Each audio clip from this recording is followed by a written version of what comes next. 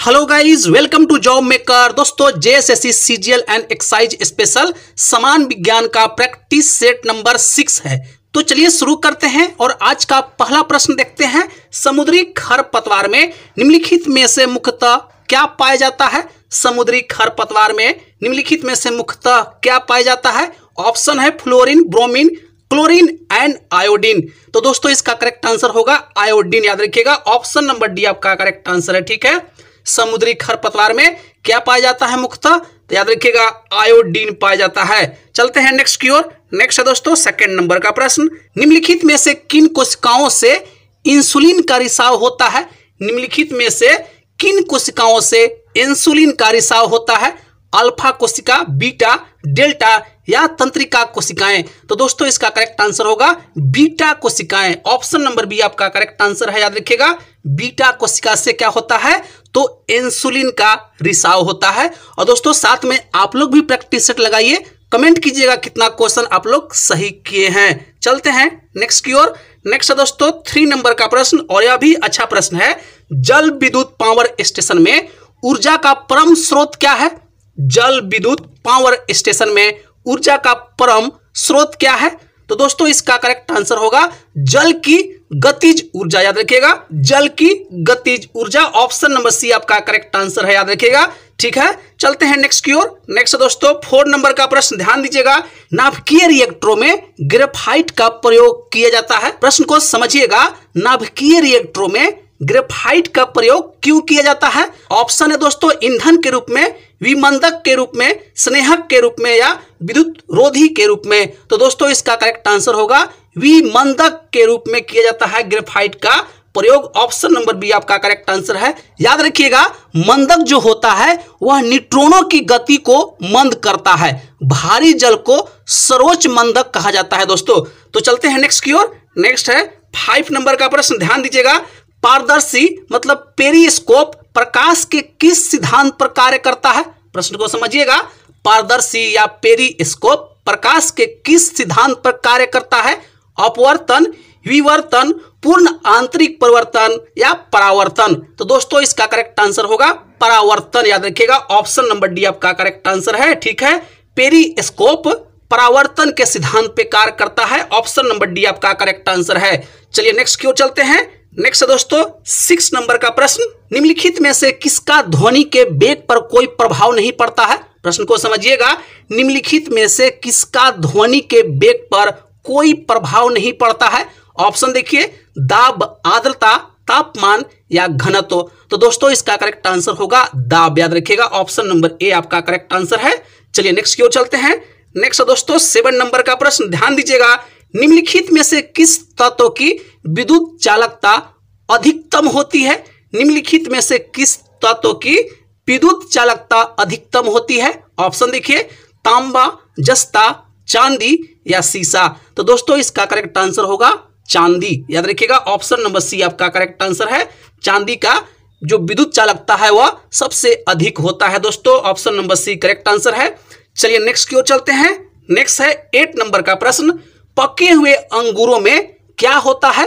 पके हुए जो अंगूर होता है उसमें क्या होता है? तो दोस्तों इसका करेक्ट आंसर होगा ग्लूकोज होता है। याद रखिएगा, ऑप्शन नंबर डी आपका करेक्ट आंसर है। ग्लूकोज में मोनोसेकेराइड नाम का एक शुगर होता है जिससे हमें ऊर्जा मिलता है। चलते हैं नेक्स्ट की ओर। नेक्स्ट दोस्तों ध्यान दीजिएगा, 9 नंबर का प्रश्न है।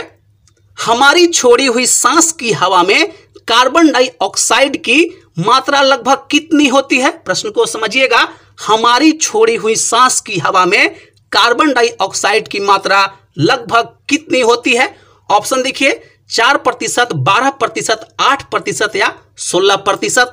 तो दोस्तों इसका करेक्ट आंसर होगा 4%। याद रखिएगा, ऑप्शन नंबर ए आपका करेक्ट आंसर है। ठीक है, हमारे द्वारा जो सांस छोड़ा जाता है उसमें 4% कार्बन डाइऑक्साइड होता है। Option number A correct answer है। चलिए नेक्स्ट की ओर चलते हैं। नेक्स्ट दोस्तों 10 नंबर का प्रश्न। खट्टे स्वाद के लिए कोशिकाएं जिह्वा के किस भाग में होती है? प्रश्न को समझिएगा, खट्टे स्वाद के लिए कोशिकाएं जिह्वा के किस भाग में होती है? ऑप्शन देखिए, अगले, पार्श्व, मध्य। ऑप्शन डी है उपरोक्त सभी। तो दोस्तों इसका करेक्ट आंसर होगा पार्श्व मतलब पीछे वाला भाग में होता है। ऑप्शन नंबर बी आपका करेक्ट आंसर है। खट्टा जो स्वाद है जिह्वा के पीछे वाला जो भाग है उसमें होता है दोस्तों। ऑप्शन नंबर बी आपका करेक्ट आंसर है।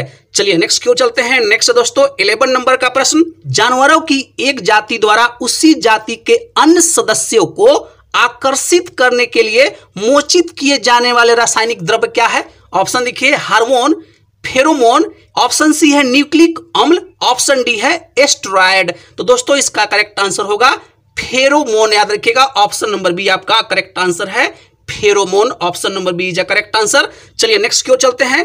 नेक्स्ट दोस्तों ध्यान दीजिएगा, 12 नंबर का प्रश्न है, निम्नलिखित में से किसे अनुवांशिकी का जनक कहा जाता है। प्रश्न को समझिएगा, निम्नलिखित में से किसे अनुवांशिकी का जनक कहा जाता है। तो दोस्तों इसका करेक्ट आंसर होगा मेंडल, याद रखिएगा। ऑप्शन नंबर आपका सी करेक्ट आंसर है। और मेंडल का पूरा नाम क्या है, तो ग्रेगोर जोहान मेंडल, याद रखिएगा। ऑप्शन नंबर आपका सी करेक्ट आंसर है। चलिए नेक्स्ट क्यों चलते हैं। नेक्स्ट दोस्तों 13 नंबर का प्रश्न ध्यान दीजिएगा, किस रोग से रक्षा करने के लिए शिशुओं को डीपीटी का टीका लगाया जाता है। प्रश्न को समझिएगा, किस रोग से रक्षा करने के लिए शिशुओं को डीपीटी का टीका लगाया जाता है। तो दोस्तों इसका करेक्ट आंसर होगा रोहिणी, कुकुर खांसी तथा टेटनस। रोहिणी को अंग्रेजी में डिप्थेरिया कहा जाता है, याद रखिएगा। मतलब डिप्थेरिया, कुकुर खांसी तथा टेटनस से बचाने के लिए का टीका लगाया जाता है दोस्तों। ऑप्शन नंबर आपका यहाँ पे डी करेक्ट आंसर है। चलिए नेक्स्ट क्यों चलते हैं। नेक्स्ट दोस्तों 14 नंबर का प्रश्न ध्यान दीजिएगा, ऑप्टिकल फाइबर का आविष्कार किसने किया। ऑप्टिकल फाइबर का आविष्कार किसने किया। तो दोस्तों इसका करेक्ट आंसर होगा नरेंद्र कपानी, याद रखिएगा। ऑप्शन नंबर आपका बी करेक्ट आंसर है। ऑप्टिकल फाइबर का आविष्कार किसने किया, तो नरेंद्र कपानी के द्वारा किया गया। Option number B correct answer है। चलिए नेक्स्ट क्यों चलते हैं। नेक्स्ट दोस्तों ध्यान दीजिएगा, 15 नंबर का प्रश्न है, वर्णधाता का दोष किस लेंस के प्रयोग द्वारा दूर किया जा सकता है। प्रश्न को समझिएगा, वर्णधाता का दोष किस लेंस के प्रयोग द्वारा दूर किया जा सकता है। तो दोस्तों इसका करेक्ट आंसर होगा उपरोक्त में से कोई नहीं, याद रखिएगा। वर्णधाता एक तरह का अनुवांशिक रोग है, इसमें किसी लेंस से आपका बीमारियां ठीक होने वाला नहीं है, इसलिए ऑप्शन नंबर आपका डी करेक्ट आंसर है, उपरोक्त में से कोई नहीं। चलते हैं नेक्स्ट की ओर। नेक्स्ट दोस्तों ध्यान दीजिएगा, 16 नंबर का प्रश्न है, ध्वनि नहीं गुजर सकती है, किससे ध्वनि नहीं गुजर सकती है। जल से, स्टील से, वायु से। ऑप्शन डी है दोस्तों निर्वात से। तो भाई लोग इसका करेक्ट आंसर होगा निर्वात से ध्वनि नहीं गुजर सकती है। ऑप्शन नंबर आपका डी करेक्ट आंसर है। चलिए नेक्स्ट क्यों चलते हैं। नेक्स्ट दोस्तों 17 नंबर का प्रश्न ध्यान दीजिएगा, आर्द्रता का मापन किससे किया जा सकता है। आर्द्रता का मापन किससे किया जा सकता है। तो दोस्तों इसका करेक्ट आंसर होगा हाइग्रोमीटर, याद रखिएगा। ऑप्शन नंबर आपका सी करेक्ट आंसर है। आर्द्रता का मापन किससे किया जाता है, तो हाइग्रोमीटर से किया जाता है। Option number C correct answer है। चलिए नेक्स्ट क्यों चलते हैं। नेक्स्ट दोस्तों ध्यान दीजिएगा, 18 नंबर का प्रश्न है, टीका या वैक्सीनेशन का आविष्कार किसने किया था। वैक्सीनेशन या टीका का आविष्कार किसने किया था। तो भाई लोग इसका करेक्ट आंसर होगा एडवर्ड जेनर के द्वारा टीका का आविष्कार किया गया। ऑप्शन नंबर बी आपका करेक्ट आंसर है। और दोस्तों डिस्क्रिप्शन में टेलीग्राम का लिंक दिया हुआ है, वहां से आप जरूर ज्वाइन कर लीजिए टेलीग्राम को, क्योंकि वहां पे आपको फ्री में पीडीएफ देखने को मिलेगा, इसलिए टेलीग्राम चैनल को जरूर ज्वाइन कीजिएगा पीडीएफ लेने के लिए। चलते हैं नेक्स्ट की ओर। नेक्स्ट दोस्तों 19 नंबर ध्यान दीजिएगा, उस एकमात्र धातु का नाम बताएं जो जीवाणुरोधी होती है। प्रश्न को समझिएगा, उस एकमात्र धातु का नाम बताएं जो जीवाणुरोधी होती है। ऑप्शन है दोस्तों सोडियम, लौह, एल्युमिनियम या कॉपर। तो दोस्तों इसका करेक्ट आंसर होगा कॉपर या ताम्र, ठीक है। ऑप्शन नंबर डी आपका करेक्ट आंसर है। कॉपर क्या है, तो भाई जीवाणुरोधी धातु है, याद रखिएगा। ऑप्शन नंबर डी आपका करेक्ट आंसर है। चलिए नेक्स्ट क्यों चलते हैं। नेक्स्ट दोस्तों 20 नंबर का प्रश्न ध्यान दीजिएगा, रेडियोधर्मिता किसके द्वारा मापा जाता है। रेडियोधर्मिता किसके द्वारा मापा जाता है। ऑप्शन देखिए, पोलरीमीटर, कैलोरीमीटर, वर्णमापी। ऑप्शन डी है दोस्तों गाइगर मूलर काउंटर। तो भाई लोग इसका करेक्ट आंसर होगा Geiger Muller counter. Option number आपका डी करेक्ट आंसर है। कई जगह पे आपको देखने को मिलेगा जीएम काउंटर, तो भाई एक ही है, गाइगर मूलर काउंटर या जीएम काउंटर एक ही है, ठीक है दोस्तों। अभी के लिए बस इतना ही रहेगा। जब तक एग्जाम जेएसएससी सीजीएल और एक्साइज का नहीं हो जाता है, तब तक आपको ऐसे ही प्रैक्टिस सेट मिलते रहेगा। तो चैनल पे अगर पहली बार विजिट किए हैं तो चैनल को जरूर सब्सक्राइब कर लीजिएगा। मिलते हैं नेक्स्ट क्लास में, तब तक के लिए जय हिंद और जोहार साथियों।